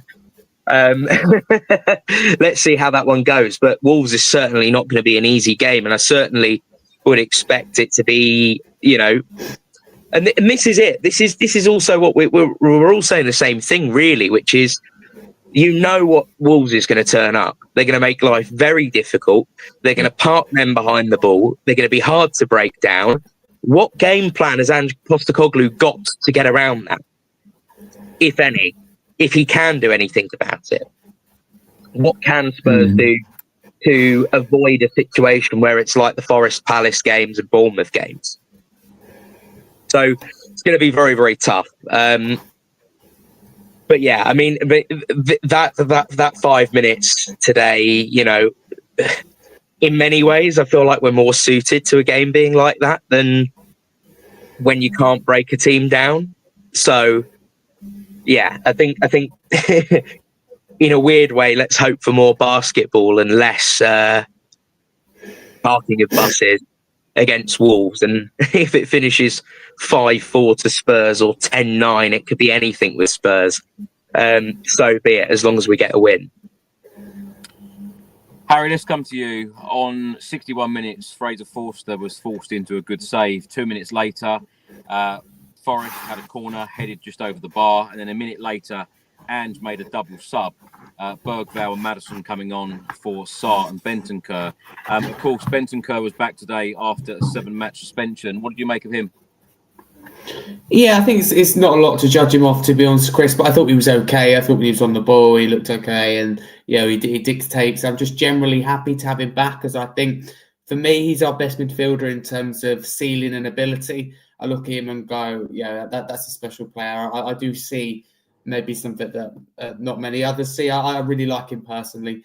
It just hasn't, you know, quite worked out, has it, for him in a Spurs career point of view. Hasn't got that consistent run of games. Obviously, suspension this year, last season, hampered by injuries like it was under Conte as well. And he always seems to get a run of fixtures going. I think, you know, his best game was it last season at Villa Park, that first half before he got injured. Matty Cash, obviously, you don't want to remind anyone of that, but when he injured him, he was just so good, though, before that, in that first half. So I think Bentancur at his best can really get us back on track. We talk about needing to. Bentancur being back could be that difference maker, but it's hard at the moment to find the best 11, and I don't think it's great. You've got Maddison coming in and out of the team. You want a obviously consistent team. That's hard when you have players going out injured, coming back, so it's hard. But I thought we done okay today, Chris. But overall, it wasn't the best performance from either side. It's quite a scrappy, open game, as we were saying. Josh mentioned the word basketball. That's how I'd describe that Forest and Spurs game. Well, describe many Spurs games like that, but this game also in particular. So I thought Bentancur done okay, but there's not a lot to judge him off of. Surprised that he was pulled early, though. Obviously, he's fresh, ready to go. Hasn't played many minutes. I don't necessarily agree with that, but that's what's happened. And we've lost this game, and it's about putting it right now and moving on to Wolves. As Josh said, 2 wins out of 2 for Victor Pereira, and we've got to make sure it's not 3 out of 3. We've just got to finish talking about this game, and then we're going to talk about the Wolves game, obviously, on Sunday. I know we've been recording for an hour and a half, so I don't want to take too much more of your time up. But I feel like this is a very important question from Chris Powell. Chris, if we lose to Wolves, given their history, do you think that the board will sack Ange Postecoglou rather than give him another transfer window? My honest answer is I haven't got a clue. I tell you what, we have seen many decisions that have probably surprised us as Spurs fans, so who knows? Let's get your answers. Ricky, yes or no? Mate, he's going to go into that game without any defenders. Like none. 0 Ben Davies should be back. Who? Ben Davies. Who? Davies. All right, cool. Well, let's see. Should be back. But we don't know. And that's going to be his first game back. Do you know what I mean? I just look at the things that go against us and I'm just like, wow, man. Like, wow. So, to me, if you look at the things that have gone against us, I feel that it's tough to even think about sacking Ange. I understand where everybody's coming from, as in, like, we played a high line, like we this isn't about what we want, though, Ricky. The question is, do you think the board will sack Ange if we lost that game? If they do, for me, it's more of a deflection away from them. so that we start this whole rigmarole and this whole circus again. Do you know what I mean? So we start with a new manager that comes in and he needs his players, and he needs 4 transfer windows, and we need to get this person and that person out because he doesn't fit the system, and we need to find, we need those players to bed in. It's starting the whole circle again, and it's almost a deflection away from the decisions that the board made. In the sense of, what was the transfer budget? We can just go like that. Do you know what I mean? What was the summer transfer budget? Why was it that budget? And why couldn't we go and fill the gaps that we knew were there at the end of last season? So for me, if they do, and I get you, Chris, exactly what you're saying, because you ain't got a clue what they're going to do at any time. We always hope for better. We always hope for the best that comes from the guys upstairs. I don't want to slag the guys upstairs off. I don't want to slag the board off. I just want better from them. Do you know what I mean? That's all I ever wanted from them. But Ricky, prediction-wise, like, all joking aside, like, this is the 3rd game on the trot where friends, family have said, "What do you think the score will be today?" And I've literally said, "I haven't got a clue." Yeah, because we're in that mode right now, bro. We're in a twilight zone right now. I get you. Today we didn't score a goal. Now that would have been on no one's bingo list. Us not scoring a goal today. Do you know what I mean? So. Exactly that. Kingston Spurs just dropped into the comments. Sacking Ange now would make no difference. Do you know what I mean? There is a lot going on. And Wayne has just come in and said Ange is clueless. So look, this is how much the fan base is divided right now. We need to come together for this team, because they're going to need as much help as they can, with hopefully Davies back, but 0 defenders right now. 0. Yeah, so there's a lot that, needs to happen in January. I'm praying for January. Give the guy the transfer window and give him the season, and let's see what happens, man. Like, it's so tough. I don't want to go round and round and round and round and round. Well, it's just very, very tough. It's a good point, Ricky, going round and round, because I feel like me and you have recorded this podcast before. I really do. I mean? I really do. Yeah. Josh, let's come to you. After James Maddison entering the field, 3 minutes later, Son passed to Maddison. He beat his man and then shot over the bar. Of course, it was a frustrating point from a Spurs fan's perspective, especially in the away end when he's shooting over the bar, and you need to get these shots on target. A minute later, Nottingham Forest had a shot, went just wide after a good break. On 76 minutes, Tottenham on the edge of the box, Maddison shot blocked again. In your opinion, was that the right decision for James Maddison to not start that game and he was on the sub bench? Well, you don't know, because you don't know what these players' condition is like, really. And that's the difficulty right now, is that Ange is probably trying to rest players where he can, or not rest, but rotate players where he can, because of the schedule and because of the injuries and because of the problems we've faced. We can't just play the same 11 every single game, and we've not been able to because of injuries. But when Bentancur comes back in, you're thinking that Bentancur is itching to play. And there's also probably the perspective of, okay, Spence and Johnson's not started the last few games. Both of them up against their former club. Bit of extra motivation to do well, and let's put Kulu back in the middle. And that was the decision. I think the decision was to play Kulu or Maddison, and there's only one player you can pick on current form. And then when Maddison comes on, he shows exactly why he wasn't starting the game, because he was crap, like he's been for the majority of the season.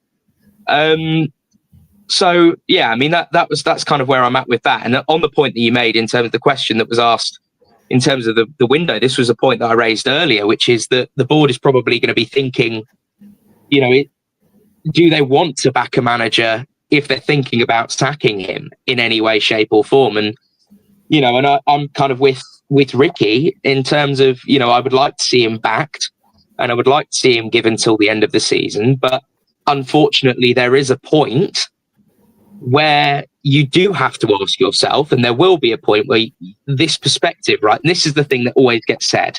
And I've said it, and all of us have said it on the pod, and other guests on the pod have said the same, and some in the comments have said this as well, which is that who can do a better job than Ange? Who do you get if you sack Ange?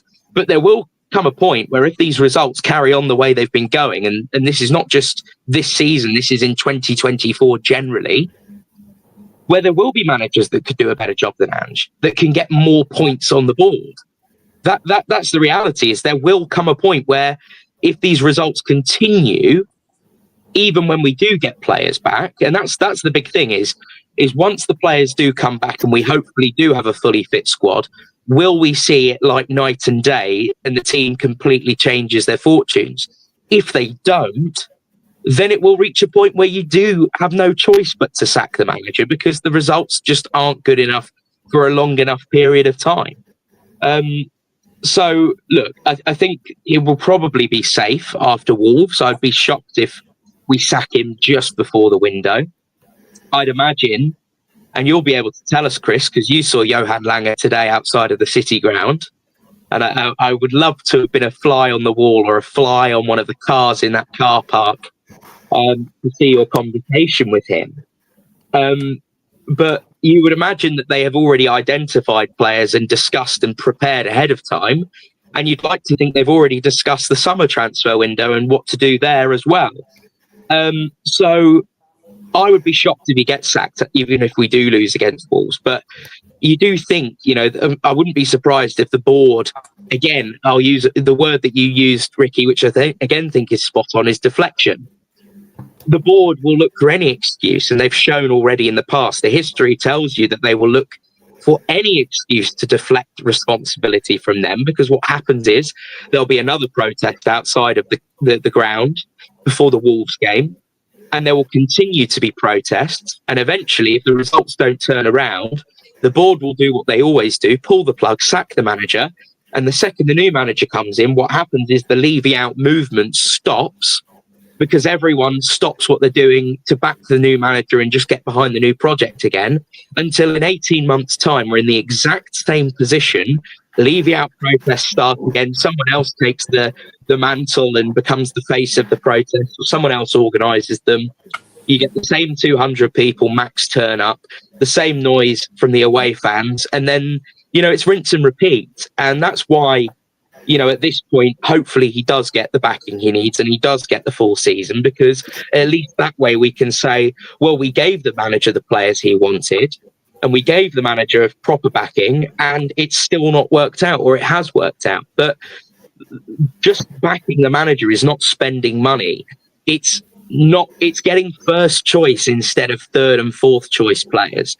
Here's an example. We all need a left-sided defender, or we need another centre-back. We all know that.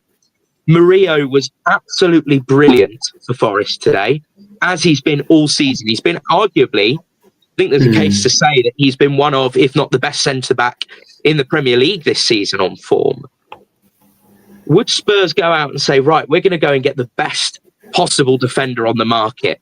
We're going to get the best possible goalkeeper or the best possible left winger on the market? That's what Spurs haven't done. And this is the debate we always see in terms of net spend and in terms of all of this stuff. Often we get compared with Liverpool, because Liverpool have not had the biggest of net spends. But then look what they've done. They went and got Van Dijk and Alisson, the best goalkeeper and the best centre-back on the market, and they paid the top wages. Our wage bill has actually decreased this season, and I know everyone will be aware of that. It's decreased this season.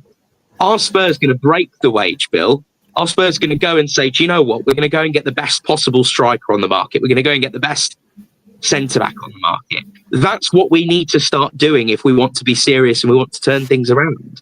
Otherwise, we are setting Ange up to fail, just like other managers have been set up to fail by this board, which is why, for me, that is where it ultimately comes from. The rotten culture of this football club stems from the top. And that's why, whilst I do criticise players and I criticise Ange, and, we all do, that is where the brunt of our frustration should be, in my opinion, lying, is there, because that is where this mentality stems from. what's the one constant that's been here throughout this roller coaster of a time at the club? It's the chairman, and it's this board. That's the reality. They need to do something they've never done before. Things definitely need to change, and they definitely need to be different. Harry, let's come to you. On 81 minutes, Ange with another double sub. Porro and Timo Werner coming on, Udogie and Son going off. On 86 minutes, James Maddison free kick. Timo Werner crossed, but he was offside. 2 minutes later, Nottingham Forest hit the side netting. On 90 minutes, Tottenham a cross in from the left-hand side. Dominic Solanke with a header wide. And then in stoppage time, in the 94th minute, Jed Spence receiving a second yellow card. What do you make of the incident, Harry?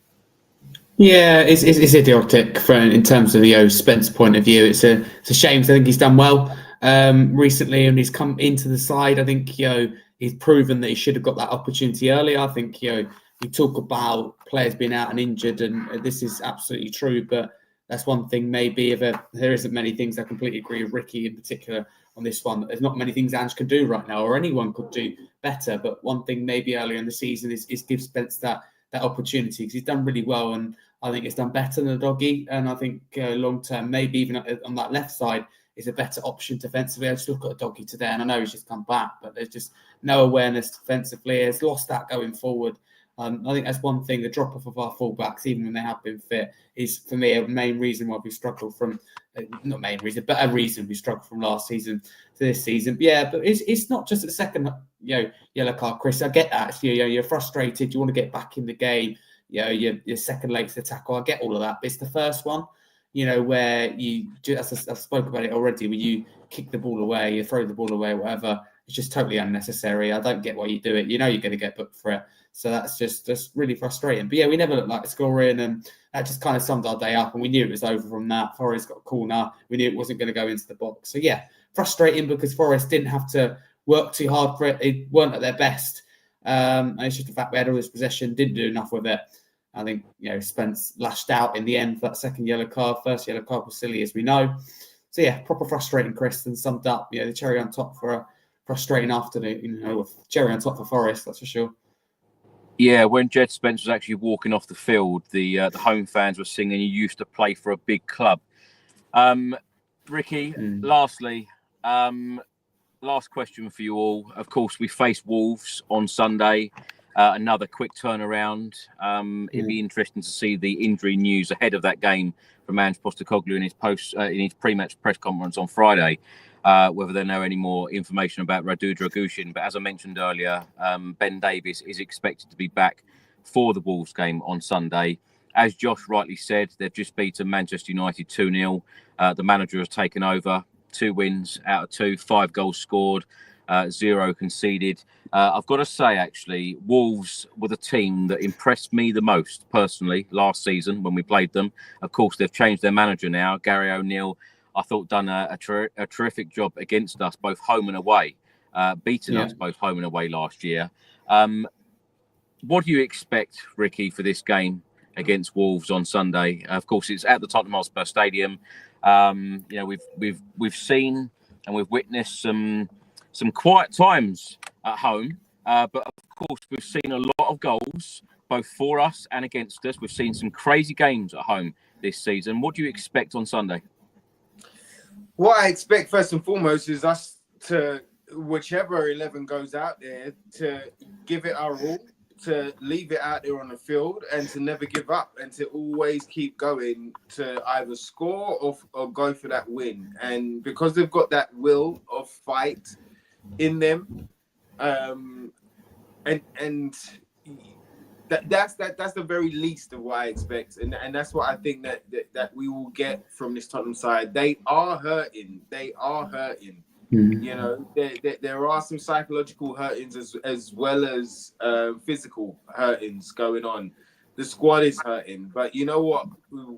When we've been in these scenarios, the amount of times that Tottenham crowd have stood up for the boys and for the manager, and to get us over the line. And it's going to be one of those. It's going to be one of those where the crowd and those that are lucky enough to be in that stadium need to sing up, need to shout up, regardless of the scoreline or regardless of what's happening, to try and get them up and over this hill. It is one of the toughest periods that we've been in a long time. You know, this is the most amount of injuries Ange, as a manager, has ever had in his life. Do you know what I mean? And out to key personnel. And instead of crying about it, and instead of like shouting about the excuses, the boys that gonna go out there to stand up and be counted. They're gonna go out there and try and do the best job that they can.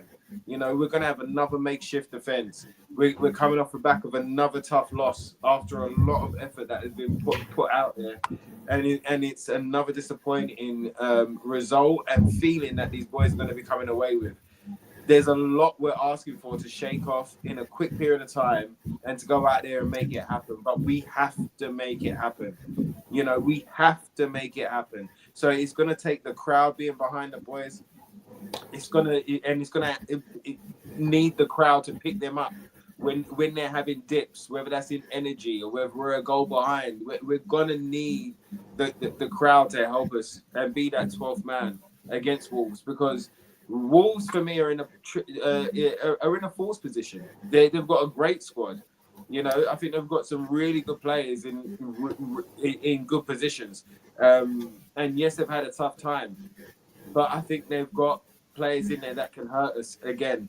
But it's not worrying about the opposition in that sense and what they're fighting for. Worry about us and what we're fighting for, and let that be bigger than what they're fighting for.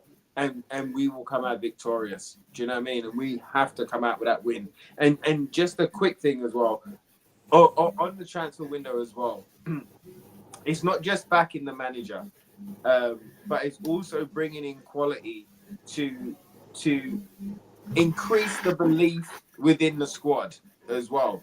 Sometimes when you see a big player come into the squad, it raises the level, you know, and it also gives faith that we are on a project going forward. And when it's time to bring in quality, we do. That's like it's almost like a convincer for the squad that the board are going to do the right things at the right time to help this team achieve. So I think it's not only important that we get players in January for the manager and for the injury crisis that we see ourselves under, but also for the morale and convincing these players that not only are we fighting together on the field, regardless of what the problems are, but when we need help, we get help from those guys above to make it happen. You know, so it's very, very important what's going on. Sorry, just had to strike it in. I tell you what, in the comments today, I've never seen such a mixed reaction from a defeat of so many fans are with the manager, so many fans are against the manager. There is a real mix of different opinions. Ricky, do you want to give us a score prediction for the Wolves game, or are you with me? Not a clue. I ain't got a clue, but I'll do. I mean, I never have a clue when you ask me this question. Can I just say that to the fans there? These results and these things that have happened have made us split. I think we all have points. I think both sides of this argument have very valid, clear, true points. Yeah. And I think that it's now a culmination of years and years of the same things that we find ourselves fighting or arguing with each other. Yeah. But we all want the same things, and we all need the same thing to happen to bring it together.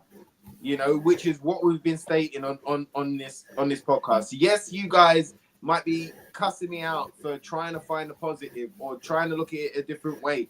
I get where you're coming from, and it's okay. Just say what you got to say, be who you are. But it's just that I see things from a different point of view. I see things widely. In the same way that I'm not going to sit here and say that you're wrong, I would respect it if you understood where I was coming from as well. I don't expect it. I would respect it if you understood where I was coming from as well. But we all want the same thing here. We all need the biggest change to happen is upstairs. And we know that because I've been on this podcast far too long and said the same thing. As you was just saying there, Chris, the amount of times that it's got to this point where everything has fell and it's got to this point, you know, a lot of us didn't think that it was going to be Romero and Van der Ven and Vicario out at the same time. We was hoping. We could see it happening when we didn't bring in a left centre back, but we was hoping that, okay, cool, if one's out, we can put Dragus in there, we can fill in, we can do that. It's taken us out. And we've had games every 3 days that have just taken us out, mate. So we all want the same thing. We really do. We all want the same thing. And we all know what these problems are. That's why they are protests. That's where there are conversations and people that are frustrated right now, because it's been the same thing. But because it's been the same thing is the reason that I have empathy, sympathy, and a bit of understanding for our manager, because he's dealing with the same thing.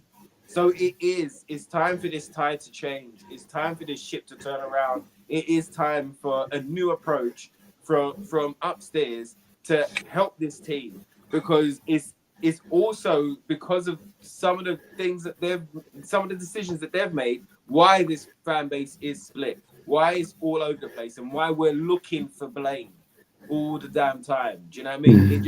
It breaks our foundations. So the January is very, very important. Go and make something happen. Go and make it happen for us all. It's the opinion is so mixed, because all four of us have had positive comments in the comments section today, but we've all had negative ones as well. Every single one of us. So there you are. That's how split it is. Josh, let's come to you. On the Wolves game, how do you think it's going to go? What changes do you think Ange might make? And this Wolves side look a different team under the new boss. Yeah, of course. Look, really impressive Wolves defensively, I thought, against Leicester, and from the bits of the game that I did see against Man United, and I had it on the background as well, part of the second half as well. You know, they look very, very good. They've got some good players. Strand Larsen's been very impressive. Cunha, we all know his qualities. They've got some good young midfielders as well, but they've also got defensive frailties. I know that they have kept 2 clean sheets, but prior to that, you know, there's clear vulnerabilities there. I think that Spurs have every chance of going out and pumping them, but every chance of also losing as well. I don't care what it looks like. I really don't care if we have to go through Conte-like death ball if it means that we win the game. That's all I care about right now. That is what needs to change as a result. And the only thing that is going to change the mindset of fans like me, like all of us on the panel and everyone in the comments, is if we keep winning football matches, or start winning football matches, I should say.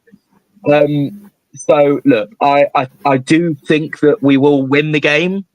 I don't think it's going to be pretty. I think if you're placing a bet, putting both teams to score is often a safe bet with Spurs. But what I would say is, look, I don't care how it looks. We just need to win. And I'll go 2-1 Spurs. Okay. Harry?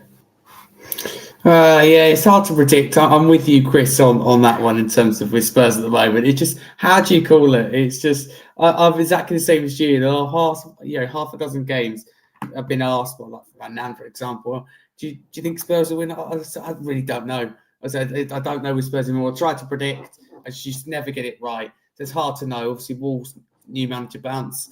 It was just seen at the moment, as Josh said, it's 2 clean sheets in there, but also looking really good going forward. The massive thing will be whether Cunha is available or not. Obviously, a ban is imminent, but hasn't come into place yet. He's been already a big player under Victor Pereira in these 2 games, and we know what he's capable of, both creativity and at the end product.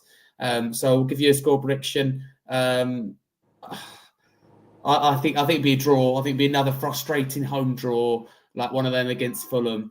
But at least it's not a loss. That's just trying to give you, try to be a little bit more positive. So I think Wolves will come into it really good. So I'm going to go with 2-2, Chris. But hopefully I'm wrong. We need to win. Some of these scorelines, some of these predictions, well. It's the one below that. 7-5 Wolves. Crikey.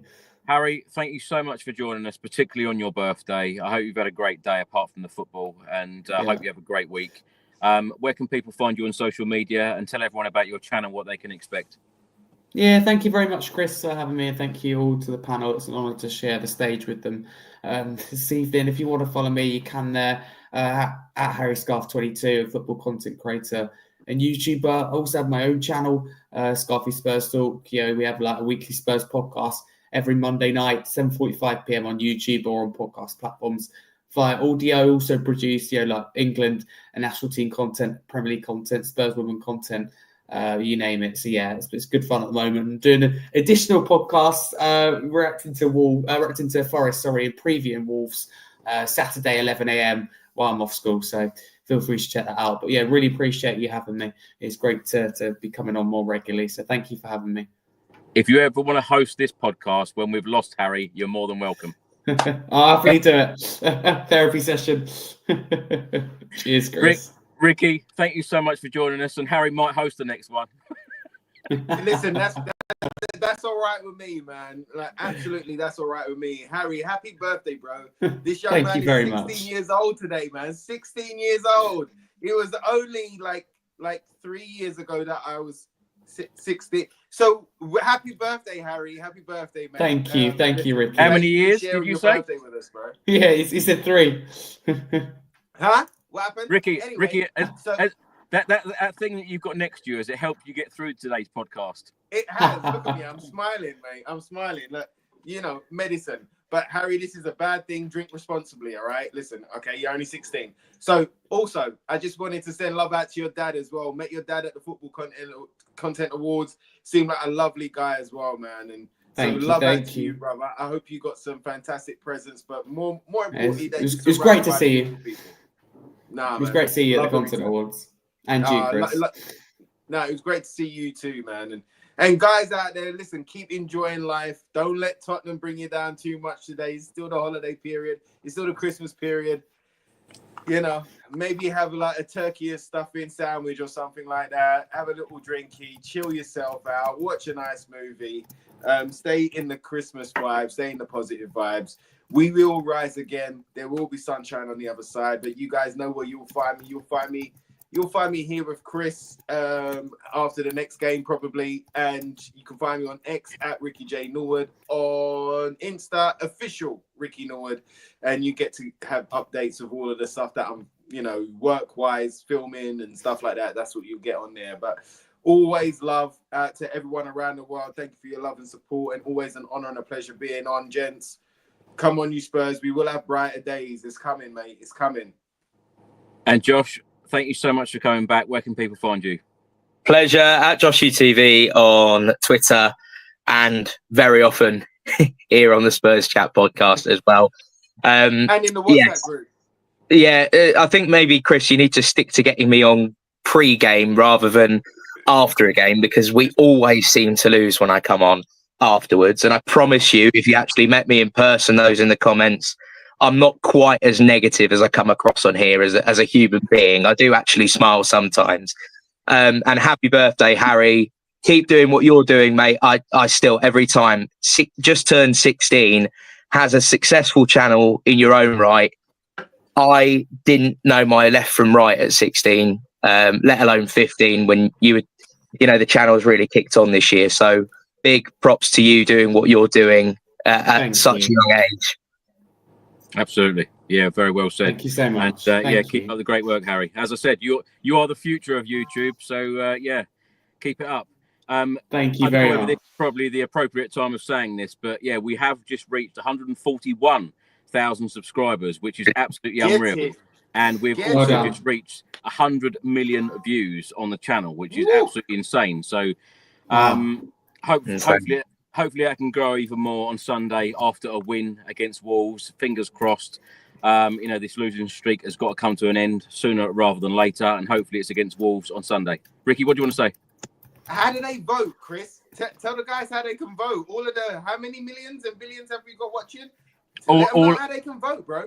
Yeah, we are actually up for another award. We have been shortlisted for the Sports Podcast Awards 2025 in the category of Best Team Podcast. So all of the details are below. So if you would like to vote for us, please do so, because Ricky needs another night out, another drink. So, please do vote. Vicarage Road, I heard. Sorry? Vicarage Road, I heard. Vicarage Road, yeah. That's if we meet at the right place. We won't even go there. My God, this is 2 hours already. Ricky, Josh, Harry, thank you so much for your time, particularly Thank you. after a defeat. So thank you. We will see you again on Sunday after the Wolves game when hopefully we have beaten Wolverhampton Wanderers. Have a good couple of days. Enjoy your Christmas turkey and come on, you Spurs. Come on! Out the Spurs.